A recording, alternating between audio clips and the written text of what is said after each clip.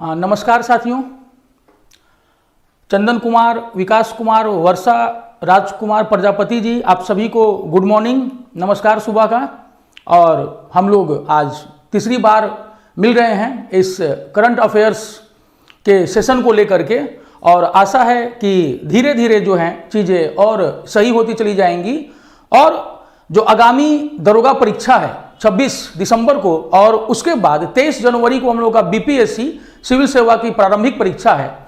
इन सभी में आप देखेंगे कि जो हम लोग का ये करंट अफेयर्स का जो ये सेशन चल रहा है अभी, इसमें से बहुत सारे क्वेश्चंस आएंगे आपको, और इसका निसंदेह आपको फायदा होगा। तो आप लोग जितनी जल्दी जुड़ सके साथियों, उसके बाद हम लोग जो भी क्वेश्चन होगा मैं आप लोगों को मौका दूंगा कि आप लोग वहां पर पहले अपना एक आंसर लगा सकें। उसके बाद सही होगा या गलत होगा वो फैसला हम लोग उसके बाद करेंगे। यह भी जो है महत्वपूर्ण पोर्शन है, और जो प्रारंभिक परीक्षा है बिहार पुलिस दरोगा की, उसमें जो करंट अफेयर्स का पोर्शन होता है वो काफी मायने रखता है। करीब 20 से 25 प्रश्न जो है वो करंट अफेयर से ही आते हैं साथियों, इसलिए जरूरी है कि इसको भी देखा जाए। ठीक, तो 76वां सवाल, बिहार के बजट 2021-22 के अनुसार इस वर्ष राजकोषीय घाटा सकल राज्य घरेलू उत्पाद का कितना रहेगा? सकल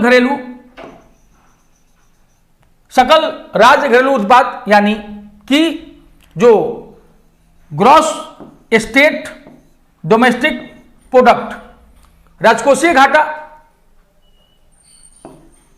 कितना रहेगा? सकल राज्य घरेलू उत्पाद का, ग्रॉस स्टेट डोमेस्टिक प्रोडक्ट का राजकोषीय घाटा जो होता है, इसको हम लोग जो है फिस्कल डेफिसिट कहते हैं।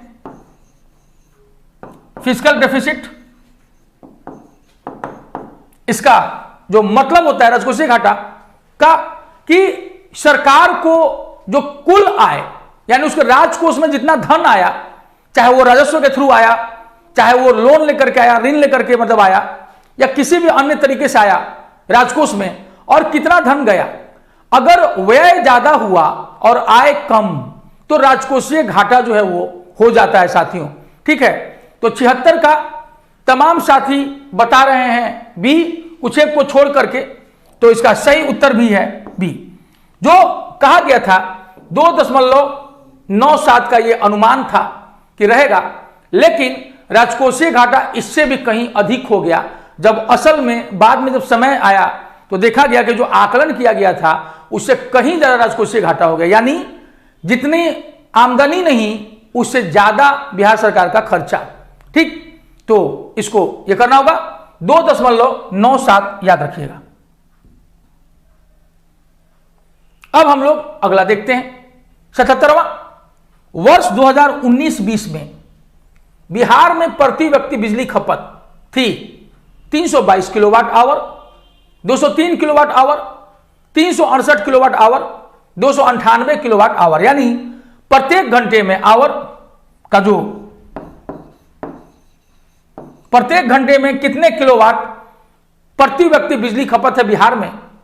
2012-13 में साथियों, 2012-13 में यह खपत जो थी महज 145 किलोवाट आवर थी, महज 145 किलोवाट आवर।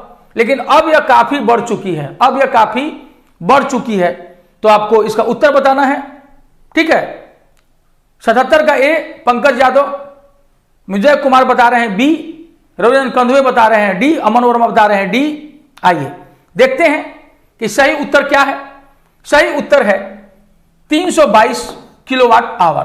अब जो है यह 322 किलोवाट आवर है वर्ष 2019-20 में, यानी कि बिहार में प्रति व्यक्ति बिजली की खपत जो है वो काफी ज्यादा बढ़ चुकी है साथियों।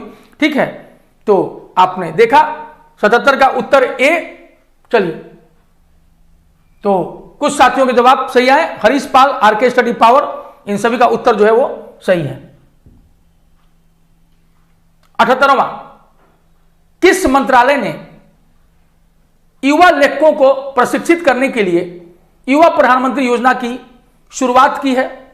किस मंत्रालय ने युवा लेखकों को प्रशिक्षित करने के लिए युवा प्रधानमंत्री योजना की शुरुआत की? तो हम देखेंगे कि शिक्षा मंत्रालय, वित्त मंत्रालय, गृह मंत्रालय, रक्षा मंत्रालय, इनमें से किसी एक मंत्रालय ने इसकी शुरुआत की और उसका उद्देश्य था कि जो 30 साल से कम उम्र के युवा लेखक हैं उनको लगभग 3 महीने का प्रशिक्षण दिया जाए। जून जुलाई में इस योजना की शुरुआत की गई थी इस साल 2021 में, और उसमें 30 वर्ष से कम उम्र के लेखकों को चुन करके 90 दिनों का ट्रेनिंग दिया जाए ताकि वो और कुशल हो सके। ठीक है, तो 78 का उत्तर जो है तमाम साथी ए दे रहे हैं, बिल्कुल सही। ठीक है, ए शिक्षा मंत्रालय, या शिक्षा मंत्रालय का था कि 30 साल से 30 वर्ष से कम आयु के लेखकों को 90 दिन की ट्रेनिंग दी गई थी युवा प्रधानमंत्री योजना के तहत। ठीक है, ताकि उनकी प्रतिभा में और निखार आ सके।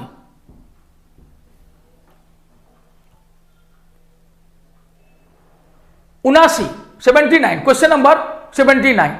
ठीक है, तो बिल्कुल आप सभी का उत्तर जो है ए सही है। सौरभ द्विवेदी, पूजा कुमारी, आरके स्टडी पावर, हरीश पाल, आपका उत्तर गलत है, तो बाकी लोगों का उत्तर सही है। नीति आयोग द्वारा 3 जून 2021 को sustainable development goals SDG Bharat सूचकांक एवं डैशबोर्ड 2020-21 का 3रा संस्करण जारी किया गया। इससे संबंधित कथनों पर विचार कीजिए। यह सूचकांक प्रत्येक राज्य और केंद्रशासित प्रदेश के लिए 16 सतत विकास लक्ष्यों यानी सस्टेनेबल डेवलपमेंट गोल्स पर लक्ष्यवार स्कोर की गणना करता है।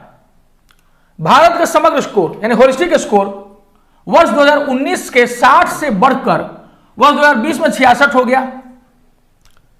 समग्र सस्टेनेबल डेवलपमेंट गोल्स भारत सूचकांक में शामिल अग्रणी राज्यों में केरल को शीर्ष स्थान प्राप्त हुआ है। में शामिल अग्रणी राज्यों में केरल को शीर्ष स्थान प्राप्त हुआ है।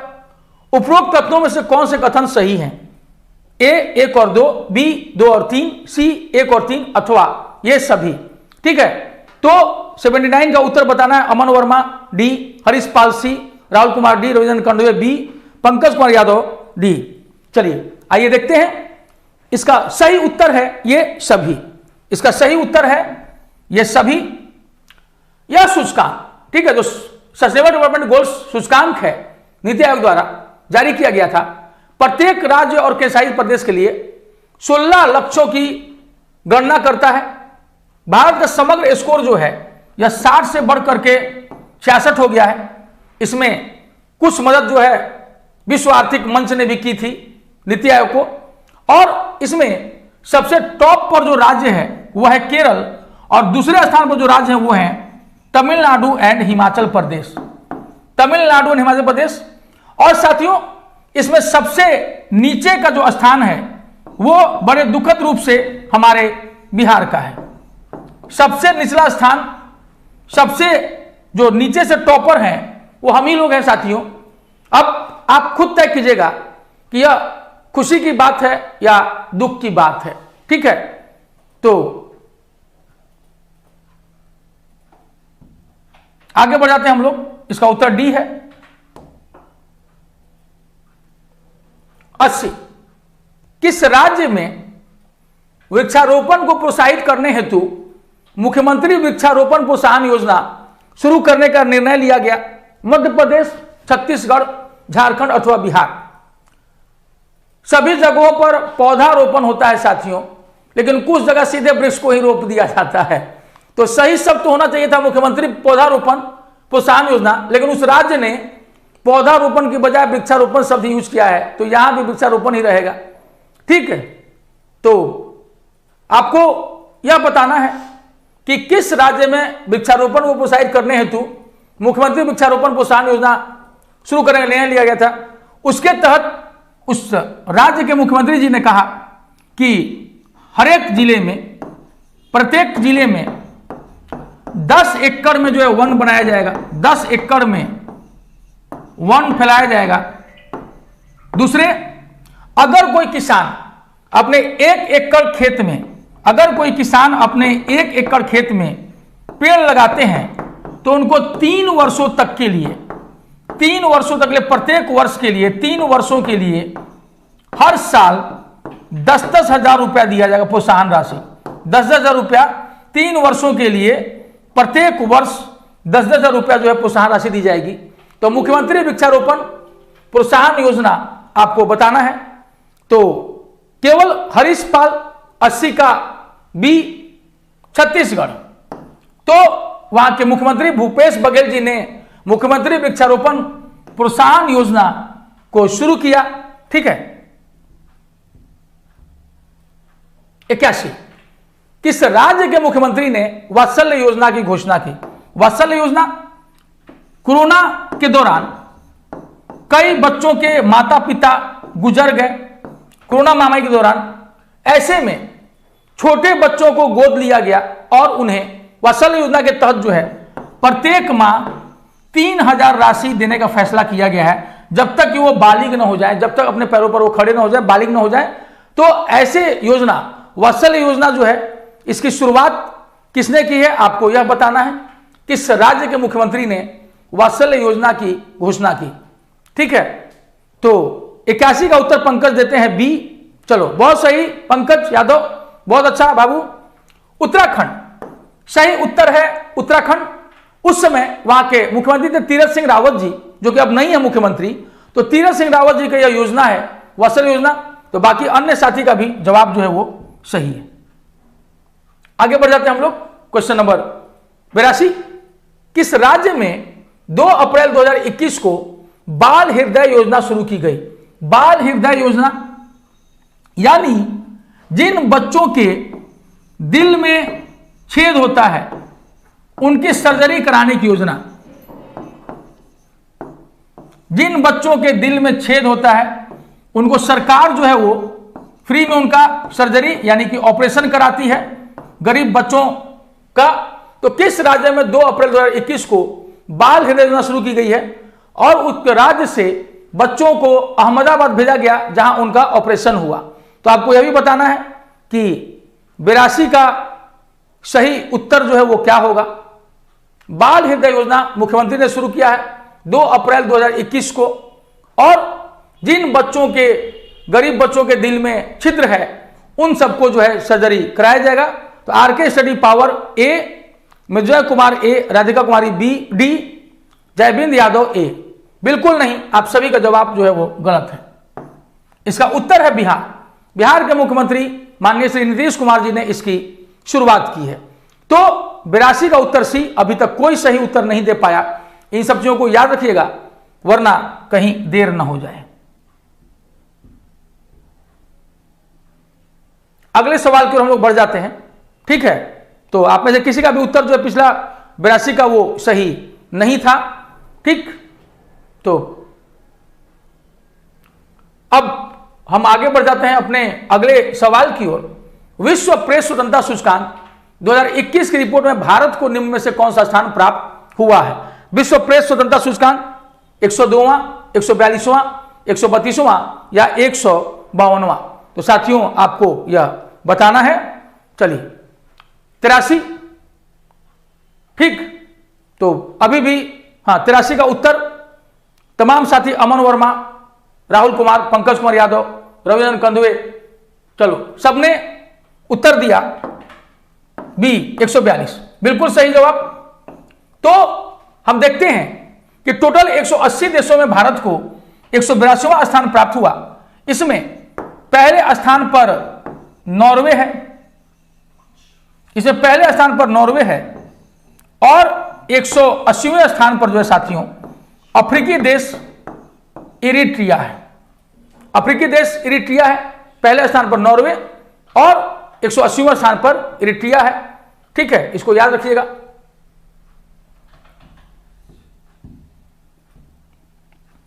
चौरासी, सवाल नंबर 84। ठीक है, आइए देखते हैं। पंजाब के मुख्यमंत्री द्वारा घोषित राज्य का 23वां जिला कौन सा है? पंजाब के मुख्यमंत्री द्वारा घोषित राज्य का 23वां जिला कौन सा है? बरनाला, रूपनगर, मालेरकोटला या नवां शहर? ठीक है, तो बरनाला, रूपनगर में तो खैर मैं खुद भी, मेरी 12वीं की पढ़ाई जो शुरू में यहीं पर हुई थी, 11वीं की 10th के बाद रूपनगर में, जिसे कि हम लोग रोपड़ के नाम से भी जानते हैं। हड़प्पा स्थल है पंजाब का रोपड़, उसकी का नाम है रूपनगर। खैर आपको बताना है कि 84 का उत्तर जो है वो क्या होगा। ठीक, 84 का उत्तर, हाँ, अमर वर्मा ने सबसे पहला सही उत्तर, अमर वर्मा। ठीक, तो उन्होंने सही उत्तर दिया। रविंद्र कंदवे आपने भी सही उत्तर दिया। पंकज यादव का उत्तर जो है गलत है। विजय कुमार का भी उत्तर गलत है। राहुल कुमार का उत्तर सब सही है। चलिए, मालेर कोटला, यह जो है पंजाब का 23वां जिला बना है मालेर कोटला।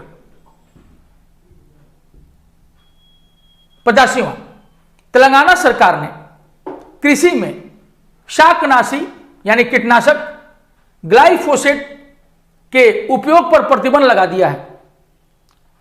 प्रतिबंध का उल्लंघन करने वाले किसी भी व्यक्ति को किस अधिनियम के तहत दंडित किया जाएगा साथियों? तो कीटनाशक अधिनियम किस साल आया था भारत सरकार का? 1965 में, 1968 में, 1971 में अथवा 1982 में?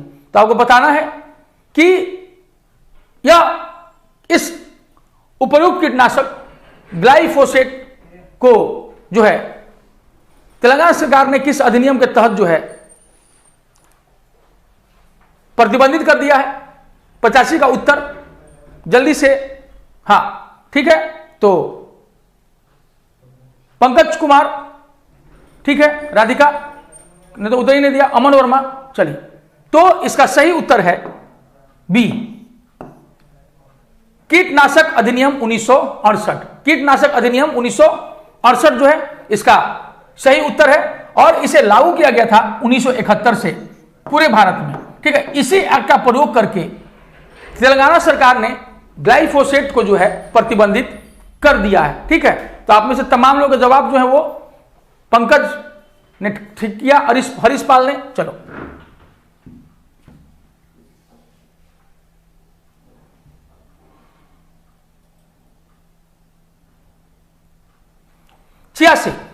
Question number 86, Stockholm International Peace Research Institute SIPRI द्वारा जारी विश्व सैन्य खर्च प्रवृत्तियां रिपोर्ट 2020 के अनुसार विश्व के सर्वाधिक सैन्य खर्च करने वाले देशों में भारत कौन सा स्थान पर रहा है? भारत कौन सा स्थान पर रहा है साथियों? यह बता देना है आप लोगों को कि सिप्री द्वारा जारी विश्व सैन्य खर्च प्रवृत्तियां रिपोर्ट 2020 के अनुसार सबसे ज्यादा जो खर्चा करता है पूरे वर्ल्ड में सैन्य खर्च, उन देशों में भारत का स्थान कौन सा रहा है? ठीक, तो प्रश्न संख्या 86 इसको बता दीजिए आप लोग।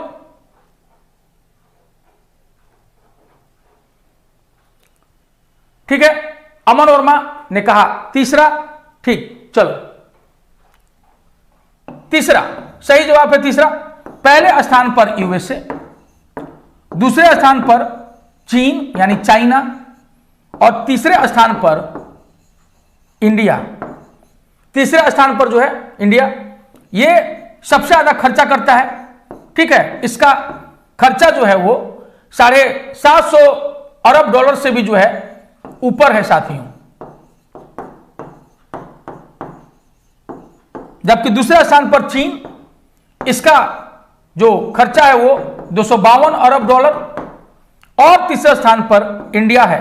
ठीक है, 72.9 अरब डॉलर। अब अंतर देख सकते हैं तीनों का कि कौन कितना पैसा खर्चा करता है इसमें। चलिए,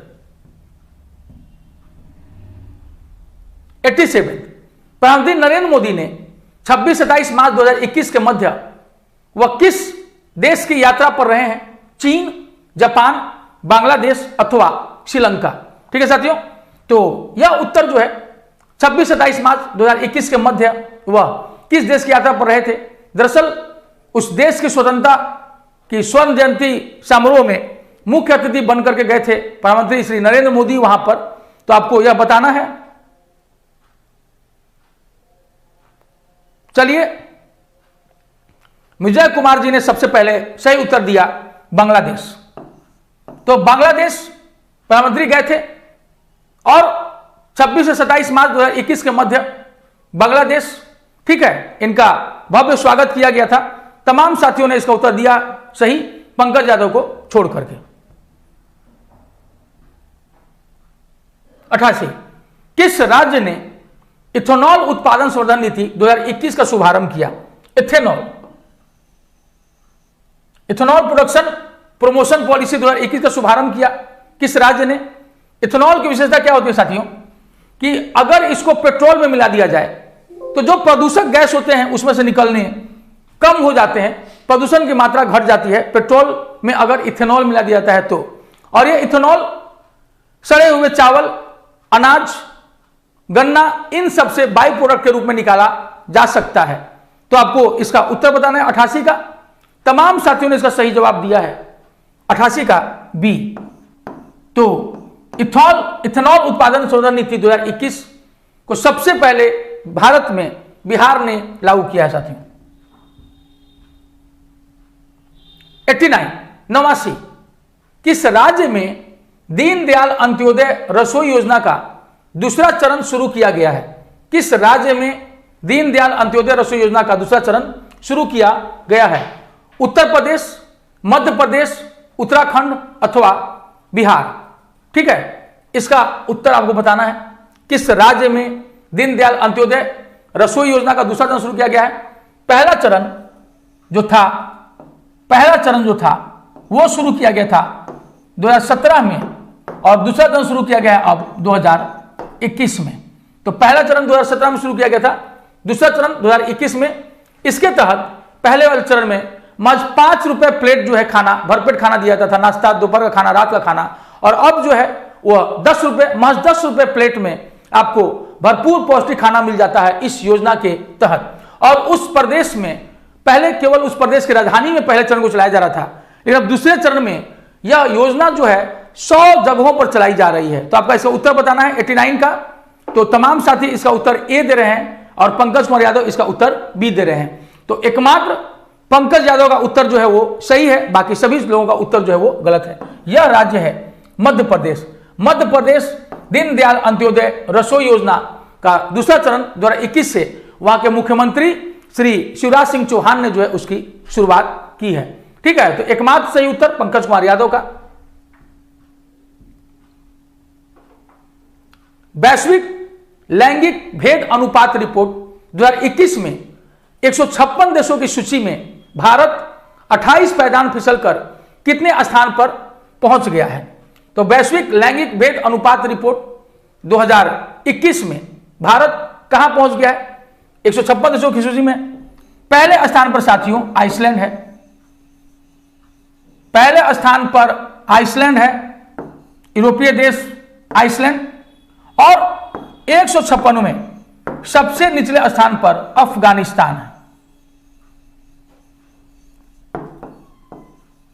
सबसे निचला स्थान पर अफगानिस्तान है।